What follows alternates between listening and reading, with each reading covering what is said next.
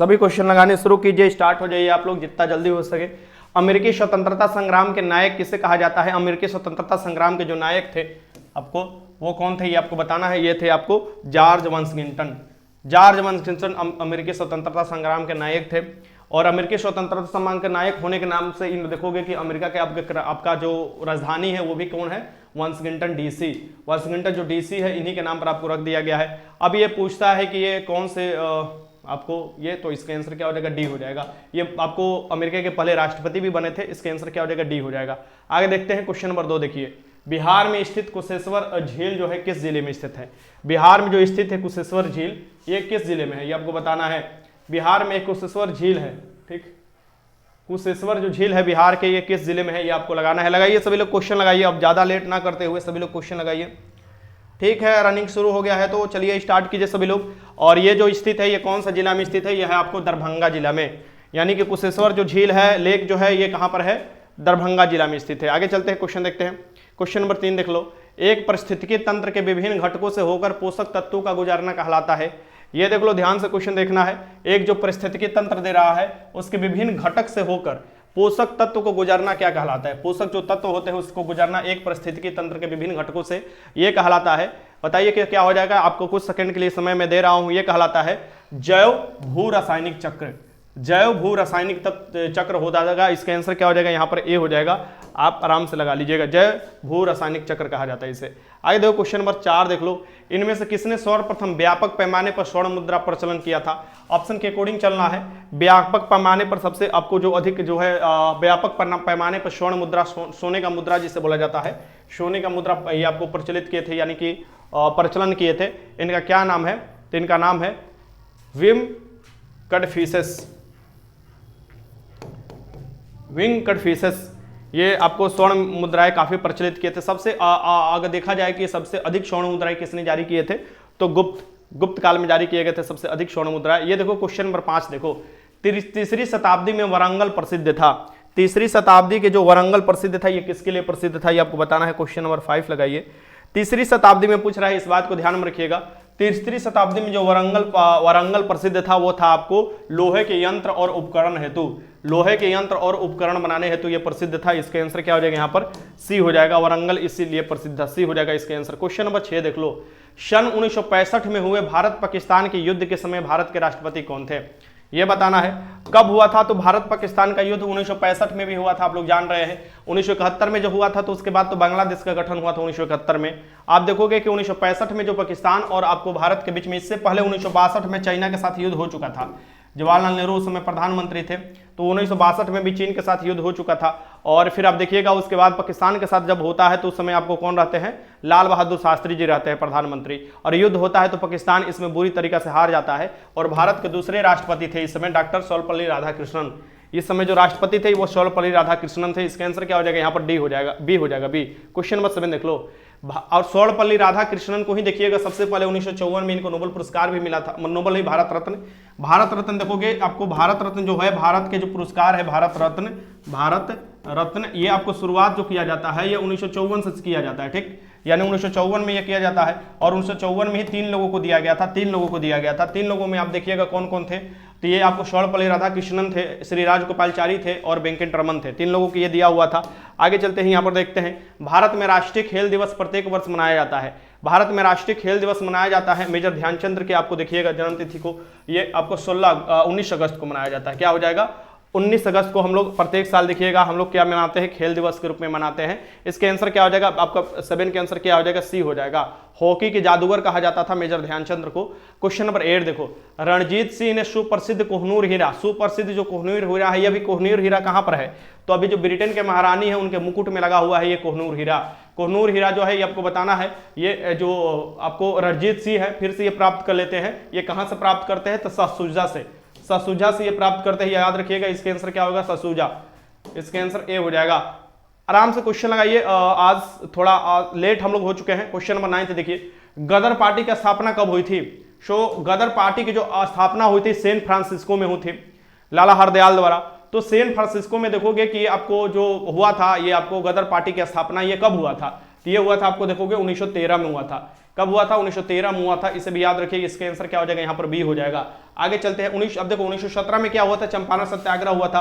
1920 में क्या हुआ था, असहयोग आंदोलन हुआ था। 1907 में हुआ था क्या, आपको सूरत के कांग्रेस वाला विभाजन हो गया था, जिसमें गरम दल नरम दल दोनों अलग हो गए थे। आगे चलो यहाँ पर देखो क्वेश्चन नंबर 10 देख लो, All India Depressed Classes Association, ये देखो All India Depressed Classes Association की स्थापना किसके द्वारा किया गया था। ध्यान से क्वेश्चन देखना है, ये दे रहा है क्या, ध्यान से देखिए question, all India Depressed Classes Association की स्थापना जो किया गया था, ये एसोसिएशन ये डॉक्टर भीमराव अंबेडकर द्वारा किया गया था। किसके लिए, डॉक्टर भीमराव अंबेडकर द्वारा किया गया था। जो डिप्रेस्ड क्लास से उसके अपलिफ्टमेंट के लिए, मतलब ऊपर उठाने के लिए किया गया था, अपलिफ्ट कर लिए के लिए। इसका आंसर क्या हो जाएगा, यहाँ पर ए हो जाएगा। डॉक्टर भीमराव अंबेडकर जो थे, या आपको ड्राफ्टिंग जो बनाया गया था संविधान में, जो ड्राफ्टिंग कमेटी बनाया गया था जिसके टोटल 7 सदस्य थे, उसके अध्यक्षता भी किए थे इन्होंने, डॉक्टर भीमराव अंबेडकर ने। आगे चलते हैं, ये देखो क्वेश्चन नंबर 11 देख लो, ब्रिटिश संसद के सदस्य के रूप में चुने जाने वाले प्रथम भारतीय कौन थे। चुने जाने वाले प्रथम भारतीय, चुने जाने वाले मतलब जीते थे, ये याद रखिएगा, जीत गए थे। तो ये ब्रिटिश संसद के रूप में आपको चुने जाने वाले सबसे पहले भारतीय का नाम, इसका नाम हो जाएगा, भारत के वृद्ध पुरुष कहे जाने वाले, भारत के प्रति व्यक्ति आय का सबसे पहले आपको अनुमान लगाए थे, और ड्रेन ऑफ वेल्थ का आपको जो सिद्धांत दिए थे, धन निष्कासन के सिद्धांत इन्होंने ही दिया था, और इनका नाम है आपको देखोगे कि दादा भाई नौरोजी। दादा भाई नौरोजी हो जाएगा। कांग्रेस का दूसरा अधिवेशन की अध्यक्षता इन्होंने ही किया था, याद रखिएगा, 1886 में। और इसका आंसर क्या हो जाएगा, बी हो जाएगा। राजा राममोहन राय, आप जानते हैं राजा की उपाधि इनको दिया गया था अकबर द्वितीय द्वारा। और सती प्रथा का उन्मूलन जो हुआ था 1829 में, देखिएगा इसमें राजा राममोहन राय का महत्वपूर्ण योगदान होता है। अब ब्रह्म सभा और आत्मीय सभा की स्थापना जो किया गया था राजा राममोहन राय द्वारा ही किया गया था। आगे चलते हैं, क्वेश्चन देखते हैं।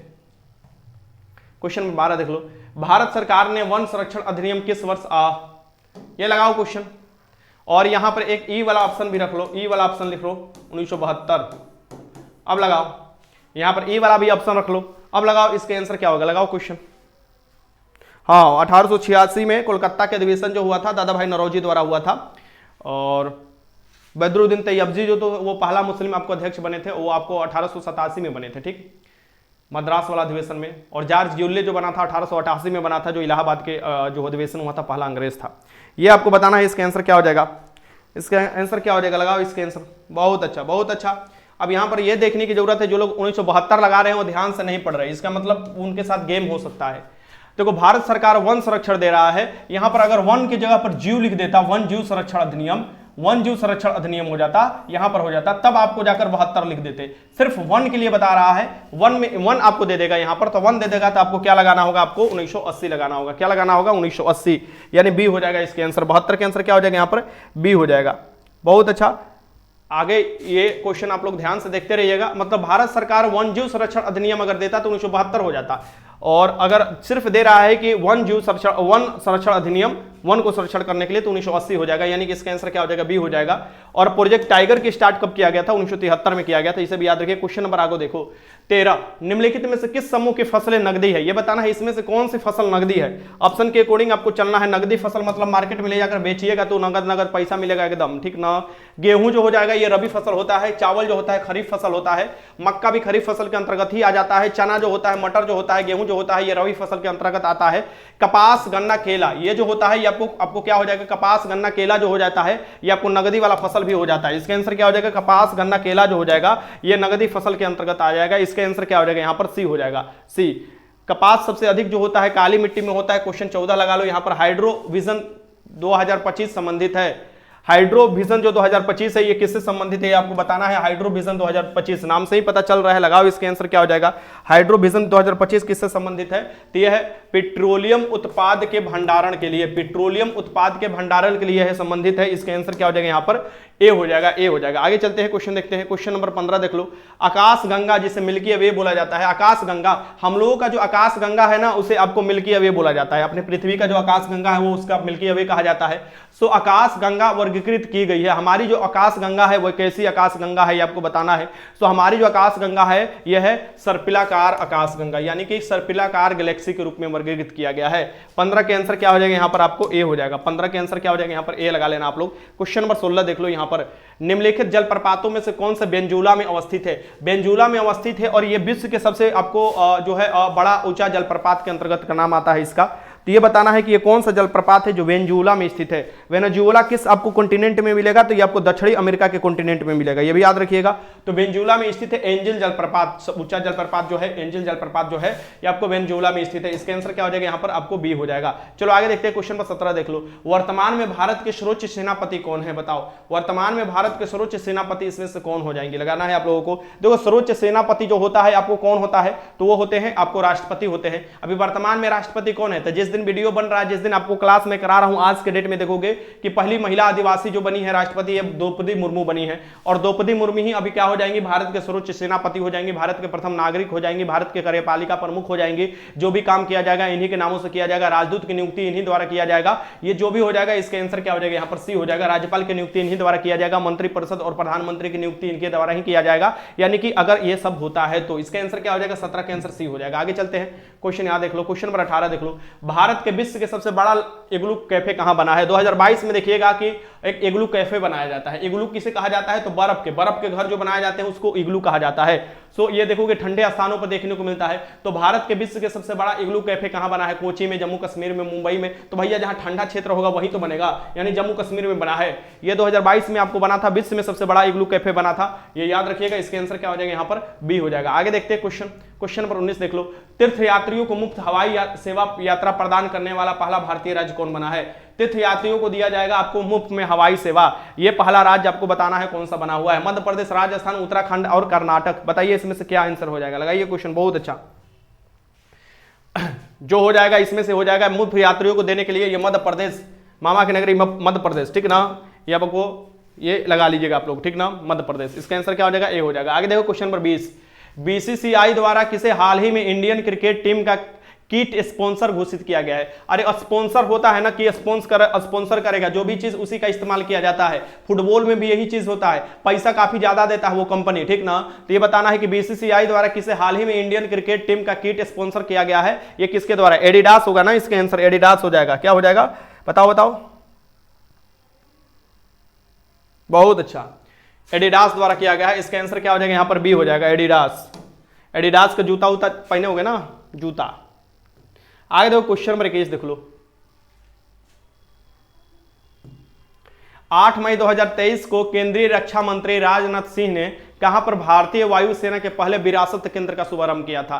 पहला विरासत केंद्र कहां पर शुभारंभ किया गया है, आप देखोगे मई 2023 में भारत के पहला आपको वायुसेना विरासत केंद्र, ये देखिएगा भारतीय वायुसेना विरासत केंद्र का स्थापना कहां पर किया गया है, ये आपको बताना है। लगाइए, चंडीगढ़ हुआ, लद्दाख हुआ, जम्मू कश्मीर हुआ, आपको चंडीगढ़ में होगा। इसका आंसर क्या हो जाएगा यहाँ पर, चंडीगढ़ में किया गया है। सो चंडीगढ़ हो जाएगा यहाँ पर। आपको भारतीय वायुसेना के पहले विरासत केंद्र का शुभारंभ कहां होगा, चंडीगढ़ हो जाएगा। चंडीगढ़ एक ऐसा जगह है जो कि 2 राज्यों की राजधानी है, पंजाब हरियाणा दोनों राज्यों की राजधानी कौन सा है, चंडीगढ़ है। इसे याद रखिए। क्वेश्चन नंबर 22 देख लो। अभिनेत्र लेंस द्वारा किसी वस्तु का आपको किस प्रकार के प्रतिबिंब रेटिना पर बनाया जाता है। आपको रेटिना पर बना प्रतिबिंब कैसा प्रतिबिंब होता है, तुम्हारी आंख के रेटिना पर बना प्रतिबिंब कैसा प्रतिबिंब होता है, सिंपल सी बात समझो। तुम्हारी आंख पर बना प्रतिबिंब जो होता है आपको कैसा होता है, वास्तविक होता है और उल्टा होता है, छोटा होता है। यानी कि क्या हो जाएगा, इसका आंसर क्या हो जाएगा आपको, उल्टा और वास्तविक होता है। तारों आंखों पर बना प्रतिबिंब, इसका आंसर क्या हो जाएगा यहाँ पर सी हो जाएगा, सी। आगे देखो क्वेश्चन 23 देख लो। निम्नलिखित में से कौन सा एक रेडियो एक्टिव नहीं है, इसमें से बताना है रेडियो एक्टिव नहीं है। रेडियो एक्टिव कहने का मतलब कि उसके क्या होगा, जो उसका नाभिक होगा वो अस्थायी नहीं होता है, इसलिए वहां से अल्फा बीटा गामा किरण निकलने लगती है, ठीक है ना। तो ये बताना है इसमें से कौन सा आपको रेडियो एक्टिव नहीं होगा।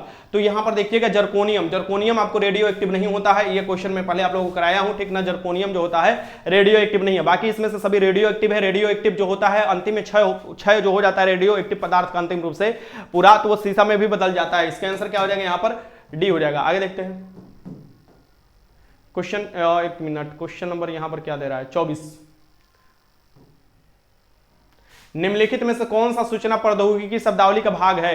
निम्नलिखित में से कौन सा सूचना प्रौद्योगिकी के शब्दावली का भाग है, प्रोटोकॉल, लॉग इन, आर्ची या उपयुक्त में से सब हो जाएगा, ये बताना है आप लोगों को। तो जो सूचना प्रौद्योगिकी का भाग है ये किस किस का उपयोग तुम लोग भी करते होगे इसमें से, तो ये क्या क्या करते हो, ये आपको आर्ची, लॉग इन, प्रोटोकॉल, फलना ढेकना सब किया जाता है। इसका आंसर क्या हो जाएगा यहाँ पर डी हो जाएगा। क्या हो जाएगा इसका आंसर क्या हो जाएगा डी, ये सभी भाग होते हैं। आगे देखो क्वेश्चन नंबर 25 देख लो। प्लूटोनियम न्यूक्लियाइड, प्लूटोनियम जो न्यूक्लियाइड होता है इसके नाभिक में न्यूट्रॉनों की संख्या कितना होता है। कोई भी जो परमाणु होता है, ये जो परमाणु है इसका ये नाभिक है। अब जो परमाणु होता है इलेक्ट्रॉन तो नेगेटिव होता है, चारों तरफ होता है। यहाँ पर प्रोटॉन हो गया, यहाँ पर न्यूट्रॉन हो गया। प्रोटॉन पॉजिटिव होता है, इस पर कोई चार्ज नहीं, जीरो चार्ज लिख सकते हैं। अब ये पूछ रहा है न्यूक्लियोइड दे रहा है, ये आपको देख रहा है, ये देखो ये अगर प्लूटोनियम लिखा है ना, प्लूटोनियम, और ये नीचे की तरफ क्या लिखा जाता है, नीचे की तरफ जो लिखा जाता है परमाणु संख्या लिखा जाता है, और ऊपर की तरफ क्या लिखा जाता है, उसका परमाणु द्रव्यमान लिखा जाता है। ठीक, तो तुमको जब पता है कि जो आपको द्रव्यमान होता है ये दोनों का जोड़ होता है। अब इसमें से पूछ रहा है न्यूट्रॉनों की संख्या पूछ रहा है, तो भैया देख लो न्यूट्रॉन क्या हो जाएंगे, ये न्यूट्रॉन हो रहा है, तो प्रोटॉन अगर इसमें से घटा दो तो न्यूट्रॉन की संख्या निकल जाएगा, यानी कि 442 में से तुमको 94 घटा देना है, लास्ट का 8 बचेगा, यहाँ पर 3 बचेगा, यहाँ पर 138 बचेगा। 138 कहां से बचेगा, यहाँ पर 13 हो जाएगा, ये 4 हो जाएगा ना, 148 बचेगा, सॉरी 148 बचेगा, कितना बचेगा, 148 बचेगा। ठीक, घटा लेना बढ़िया से, ये 94 है, और ये देखो 12, 4 गया, 13 आ जाएगा, यहाँ पर तो 9 चला जाएगा, 4 आ जाएगा, 1 का 1 हो जाएगा। इसका आंसर क्या हो जाएगा आपका 148 हो जाएगा, 148 हो जाएंगे इसमें से। और यही मात्र तुमसे पूछता, यही क्वेश्चन यहाँ से पूछ देता कि इसमें इलेक्ट्रॉनों की संख्या बताओ, तो इलेक्ट्रॉनों की संख्या क्या हो जाता है, यही हो जाता आपको, क्योंकि प्रोटॉनों की संख्या क्या हो जाता है, इलेक्ट्रॉनों की संख्या के बराबर हो जाता है। ठीक, अब ये यहाँ पर आंसर आप लगा देते अगर पूछता तो लगाते। ठीक, आगे चलते हैं, क्वेश्चन लगाओ। क्वेश्चन नंबर 26, निम्नलिखित में से कौन सा एक आपको यशद पुष्प कहा जाता है। फिलोस्फर उल किसे कहा जाता है, यशद पुष्प किसे कहा जाता है, आपको बताना है इसमें से यशद पुष्प किसे कहा जाता है। लगाओ क्वेश्चन, क्या दिक्कत है।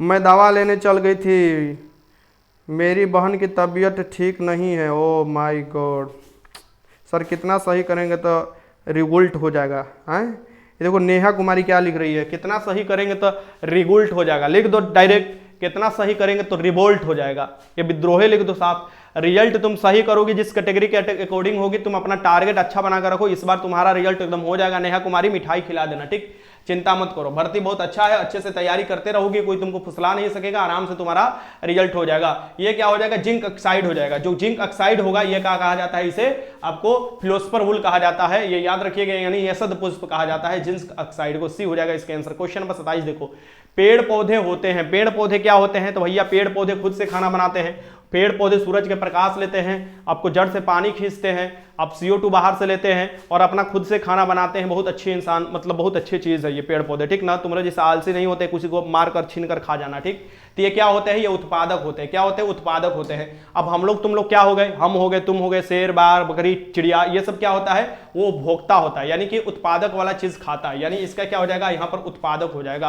अब घटक क्या होते हैं, अब घटक होते हैं मर गया, सड़ गया, सबको अपघटित कर देता है, मिट्टी में मिला देता है खा पी कर, ठीक। तो इसका आंसर क्या हो जाएगा, सी आपको हो जाएगा। आगे देखो क्वेश्चन नंबर 28 देखो, मानव शरीर का तापमान बताना है, मानव शरीर के तापमान के बारे में बताना है। मानव शरीर का तापमान क्या होता है, जाड़ों में घट जाता है, गर्मियों में बढ़ जाता है, नहीं जाड़ों में घटता है और नहीं गर्मियों में बढ़ता है। ये जो होता है जाड़ों के दिन में तुम लोग देखोगे कि अंदर से भाप आता है, तो तुम्हारे पेट में आग नहीं लगा रहता है कि भाप निकलेगा, ठीक ना।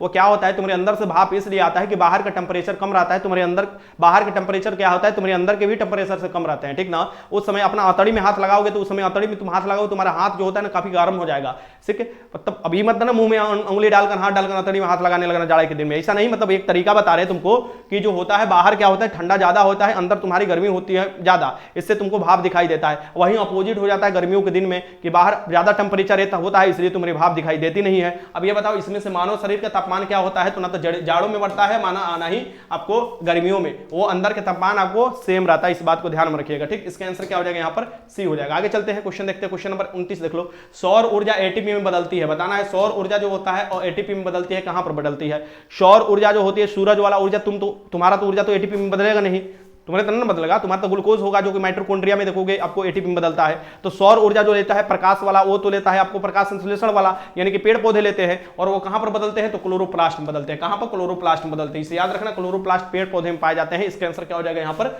बी हो जाएगा। क्लोरोप्लास्ट में आपको सौर ऊर्जा क्या हो जाता है, रासायनिक ऊर्जा में बदल जाता है, एटीपी में। वहीं क्वेश्चन नंबर 30 देख लो, ध्वनि तरंगे बताना है, इसमें से ध्वनि तरंगे क्या कर सकती है। भैया ध्वनि तरंगे जो होती है अनुदैर्ध्य प्रकार की तरंगे होती है और इसको माध्यम की जरूरत होती है, तो बताओ इसमें से आंसर क्या होगा तुम्हारा। लगाओ क्वेश्चन। सर कोर्ट में एज के लिए आप केस करेंगे तो कहीं वैकेंसी रुक ना जाए, प्लीज सर रिप्लाई दीजिए। देखो पहली एक डर लगने लगा, अरे कोई वैकेंसी नहीं रुकेगा, ठीक ना, साथ देना, पैसा तुम भी भेजना अगर कुछ होता है, जरूरत पड़ता है तो। सर बात बताने वाले थे, नहीं बताइएगा सर, बात बताने वाले थे, बताइए ना कौन बताइएगा सर, बात बताने वाले, अरे क्या बताने वाले थे, हमको ना समझ में, बात बताने वाले थे, इतना बात तुमको बता दिए, तुमको बातें ना समझ में आ रहा है जी, बात में बात हो गया। देखो ध्वनि तरंगे क्या होती है, निर्वात में ही नहीं भैया, कैसे चल सकती है, इसको तो मीडियम की जरूरत होती है ना, पहले ही गलती हो गया। केवल ठोस माध्यम में चल सकती है, केवल गैस माध्यम में चल सकती है, ठोस तथा गैस दोनों माध्यमों में चल सकती है, तो ध्वनि तरंगे ये बोल सकता है कि इसमें नहीं चलती है, ये आपको तो क्वेश्चन दे रहा है कि इसमें चल सकता है, तो इसका तो आंसर क्या हो जाएगा, निर्वात में चल सकती नहीं चल सकती है, तो इसका आंसर तो क्या हो जाएगा, डी हो जाएगा जी। ठोस गैस दोनों माध्यमों में चल सकती है, ठोस में चल सकती है, गैस में चल सकती है, तरल में चल सकती है, सबसे अधिक आपको ठोस में चलेगी, उसके बाद तरल में चलेगी, उसके बाद गैस में चलेगी। इसका आंसर क्या हो जाएगा 31। देखो भारतीय रेड क्रॉस सोसाइटी की स्थापना कब की गई थी, भारतीय रेड क्रॉस सोसाइटी पूछ रहा है, इस बात को ध्यान में रखिएगा, भारतीय रेड क्रॉस सोसाइटी की स्थापना पूछ रहा है कब किया गया था, लगाइए क्वेश्चन, भारतीय रेड क्रॉस सोसाइटी की स्थापना कब किया गया था, लगाइए।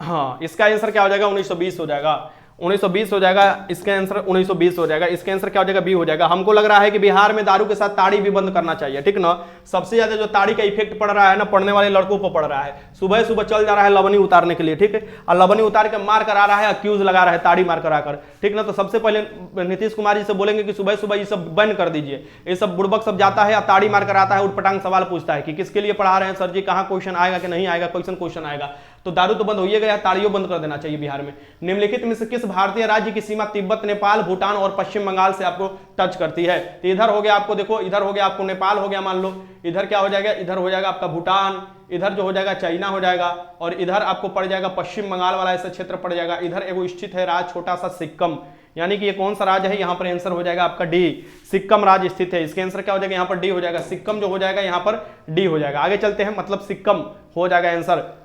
लावेर कप किससे संबंधित है, लावेर जो कप है ये किससे संबंधित है, ये आपको बताना है, लावेर कप किससे संबंधित है, लगाइए क्वेश्चन, लावेर कप किससे संबंधित है, तो लावेर जो कप है ये किससे संबंधित है बताओ, टेनिस से है, हॉकी से है, फुटबॉल से है, शतरंज से है, तो लावेर कप जो संबंधित है ये टेनिस से, टेनिस खेल जो होता है उससे संबंधित है लावेर कप, इसे भी याद रखिएगा। 33 के आंसर क्या हो जाएगा यहाँ पर ए हो जाएगा। आगे चलते हैं, क्वेश्चन देखते हैं, क्वेश्चन नंबर 34 देख लो, आरबीसी का कब्रगाह किसे कहा जाता है, आरबीसी का कब्रगाह किसे कहा जाता है, ये आपको बताना है, आरबीसी का कब्रगाह किसे कहा जाता है, लगाइए क्वेश्चन, क्या दिक्कत है, बहुत आसान क्वेश्चन है ये तो। आरबीसी को बोला जाता है रेड ब्लड सेल, आरबीसी को क्या बोला जाता है, रेड ब्लड सेल कहा जाता है, और आरबीसी का कब्रगाह, आप बोले थे ना कि सर जी बता देंगे, करवा देंगे, लड़की सब के बारे में आप बोले थे ना, बता देंगे, याद करा देना, अच्छा ठीक है बता दिया जाएगा, अभी बढ़िया से कायदे से कभी दिन समय निकाल रहे हैं तो अच्छे से समझाने की कोशिश करेंगे। आरबीसी का कब्रगाह किसे कहा जाता है, आरबीसी का कब्रगाह कहा जाता है किसको, पलीहा को, स्प्ली को, स्प्ली जो होता है इसको आरबीसी का कब्रगाह कहा जाता है, सी हो जाएगा इसका आंसर। आगे देखो क्वेश्चन नंबर 35 देख लो बहुत अच्छा, सरसों अनुसंधान केंद्र कहाँ स्थित है, सरसों के देखे होगे ना, सरसों, सरसों बताना है, अनुसंधान केंद्र कहाँ स्थित है, सरसों सबसे अधिक कहाँ होता है, राजस्थान में, तो अनुसंधान केंद्र भी कहाँ होगा, राजस्थान में ही होगा, इसके आंसर क्या हो जाएगा यहाँ पर बी हो जाएगा। आगे देखते हैं क्वेश्चन, क्वेश्चन नंबर 36 देख लो, कोई मामला अवशिष्ट शक्ति के अंतर्गत है या नहीं, यह तय किसके द्वारा अंतिम रूप से किया जाएगा, यह बताना है कि कोई मामला जो है वो अवशिष्ट शक्ति, यानी कि 3 शक्ति है ना, जैसे केंद्र सूची हो गया, राज्य सूची हो गया, समवर्ती सूची हो गया, सो जो सब्जेक्ट बचता है या उसे आपको अवशिष्ट सूची में डाला जाता है। अब जो अवशिष्ट सूची होता है वो समय के अनुसार बदलते रहता है, ठीक, परिस्थिति के अनुसार उसमें सब्जेक्ट ऐड होते रहते हैं। इसका कहने का मतलब यह है कि कोई अवशिष्ट मतलब कि अवशिष्ट शक्ति जो है ये आपको कौन इसका अंतिम निर्णय करेगा, मैंने मान लो लड़ाई हो गया, अवशिष्ट शक्ति को लेकर राज्य और केंद्र दोनों में, नहीं हमारा होगा ये हमारा होगा, तो इसमें सबसे अंतिम निर्णय करेगा आपको संविधान की जो व्याख्या करता है कौन, सर्वोच्च न्यायालय, एक एकरा पास जाएगा, इसका आंसर क्या हो जाएगा आपको डी हो जाएगा, सर्वोच्च न्यायालय, अंतिम निर्णय होगा सर्वोच्च न्यायालय का। आगे देखो क्वेश्चन नंबर 37 देख लो, राज्यपाल के संबंध में निम्नलिखित में से कौन सा कथन सत्य नहीं है, यह बताना है, राज्यपाल के संबंध में निम्नलिखित में से कौन सा कथन सत्य नहीं है। राज्यपाल विधानमंडल का हिस्सा होता है, मौत की सजा माफ कर सकता है, आर्टिकल 72 के तहत माफ आपको कर सकते हैं मौत की सजा सिर्फ राष्ट्रपति, आपको मौत की सजा कम किया जा सकता है, यह माफ तो पूरा नहीं किया जा सकता है, कभी भी राज्यपाल मौत की सजा माफ नहीं कर सकते, वे राज्य के उच्च न्यायालय के न्यायाधीशों की नियुक्ति नहीं कर सकते हैं, बात सही है, नहीं कर सकते हैं भाई, ये भी सही है। उनके पास आपातकालीन शक्तियां नहीं है, ये भी है, उनके पास आपातकालीन शक्तियां नहीं है, वो राज्य विधानमंडल का हिस्सा होते हैं, इसका आंसर क्या हो जाएगा यहाँ पर बी हो जाएगा, बी इसका आंसर हो जाएगा राज्यपाल के बारे में। आगे देखते हैं क्वेश्चन 38 देख लो, निम्न में से कौन से ईंधन बायो ईंधन का उदाहरण नहीं है? ये इसमें से बताना है कि बायोलॉजिकल ईंधन या बायो ईंधन का उदाहरण इसमें से नहीं होगा। बताइए इसमें से कौन सा होगा जो कि बायो ईंधन का उदाहरण नहीं है? लगाइए,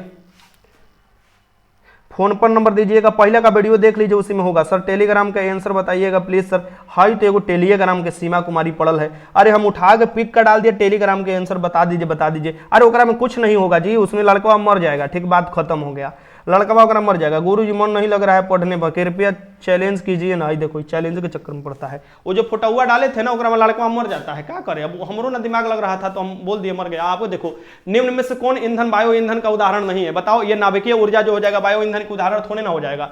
बायो ईंधन का उदाहरण नहीं है कौन से आपको? नाभिकीय ऊर्जा। इसके आंसर क्या हो जाएगा? सी हो जाएगा। नाभिकीय ऊर्जा में देखोगे कि बड़े बड़े नाभिक का इस्तेमाल किया जाता है तोड़ने पर, और जैसे यूरेनियम का नाभिक को तोड़ा जाता है और ऊर्जा निकलता है। इसके आंसर क्या हो जाएगा? 39 का। आपको देखो कि भारत में पहला एम्स कहां खुला था? भारत में पहला एम्स जो खुला था, आप देखोगे एम्स जो खुला था भारत में, अभी कहां पर सबसे बड़ा एम्स कहां पर स्थित है? तो अभी सबसे बड़ा एम्स दिल्ली में स्थित है। और भारत में पहला एम्स जो देखोगे ये कहां पर खुला था? दिल्ली में ही खुला था। अपना पटना में भी एम्स है, फुलवारी शरीफ में देखोगे पटना में भी एम्स है। ये भी याद रखिएगा, अलग अलग जगह पर बहुत से एम्स है।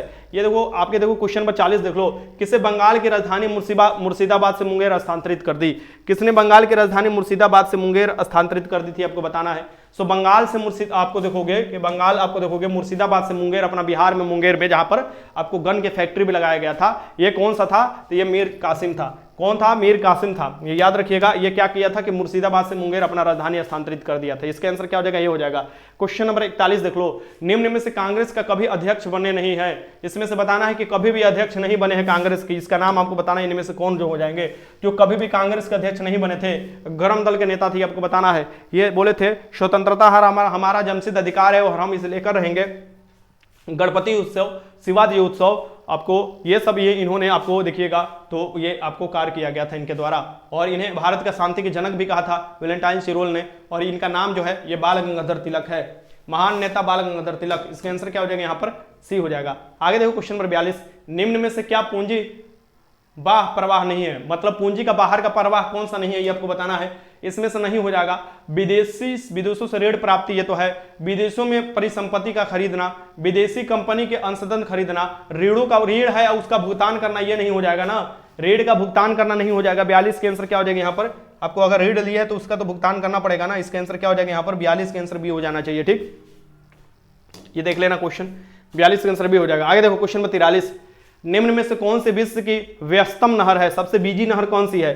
सबसे बिजी, देखो सबसे बिजी अगर तुमसे पूछे कि महासागर में कौन सा हो जाता है तो उत्तरी अटलांटिक महासागर जो होता है काफी व्यस्तम होता है। ठीक, अगर तुमसे नहर में पूछे, अभी ऑप्शन के अकॉर्डिंग चलोगे तो कील नहर जो हो जाएगी, कील नहर ये सबसे व्यस्तम हो जाएगी। ठीक, कील नहर जो हो जाएगी ये सबसे व्यस्तम नहर के अंतर्गत आएगी। यानी काफी ज्यादा इससे आपको क्या होता है, आपको मतलब खरीद जो आता है ना, जहाज वह जाता है, इससे व्यापार होता है, समुद्री व्यापार। इसका आंसर क्या हो जाएगा? बी। आगे देखते हैं क्वेश्चन नंबर 44 देख लो। हैकिंग के लिए किसी यूजर का पासवर्ड पता करना क्या कहलाता है?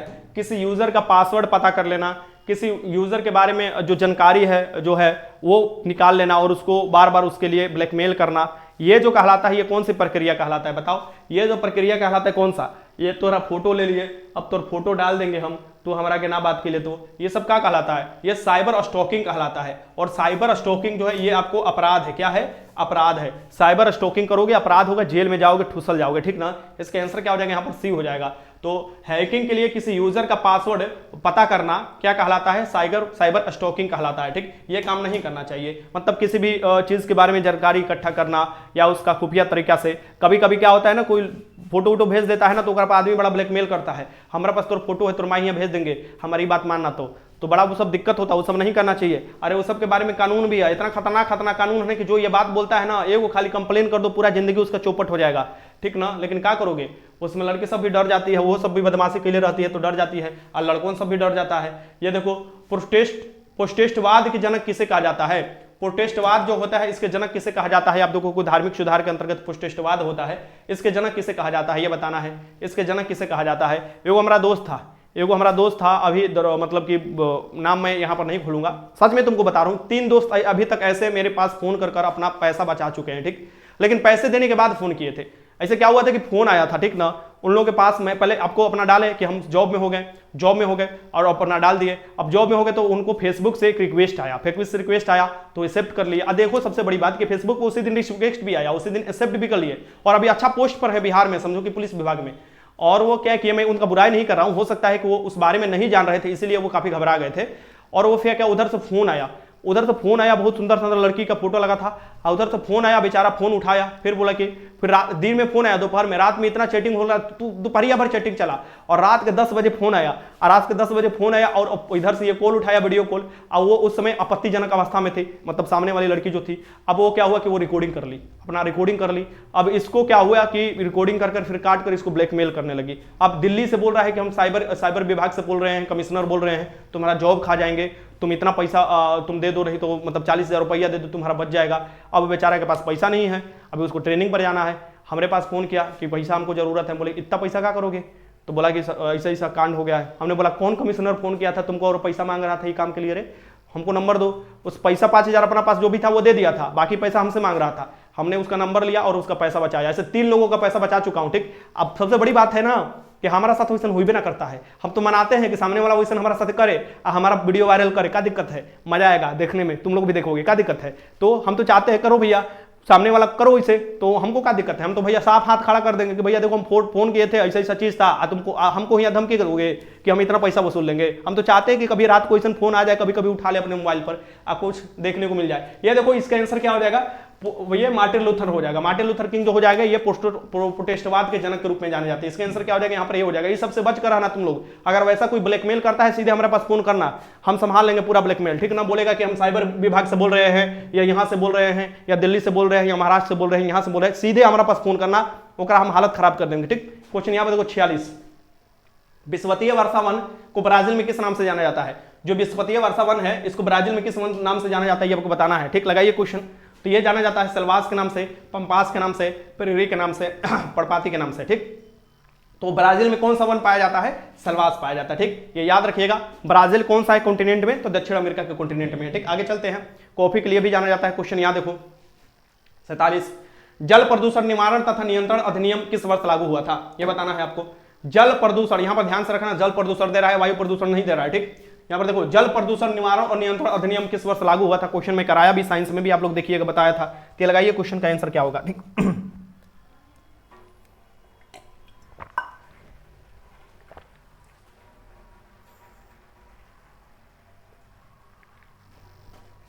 बहुत अच्छा। इसका आंसर क्या हो जाएगा यहाँ पर? 1974 हो जाएगा।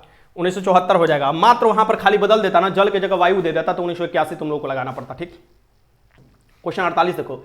निम्नलिखित में से कौन अम्ल जो होता है, अम्ल वृष्टि मतलब पानी बरसना, ये जो अम्ल वृष्टि होता है बारिश यहाँ पर, तो निम्नलिखित में से अम्ल वृष्टि का कारण क्या है? अम्लीय वर्षा का। अम्लीय वर्षा का कारण क्या है ये आपको बताना है। अम्लीय वर्षा का कारण बताइए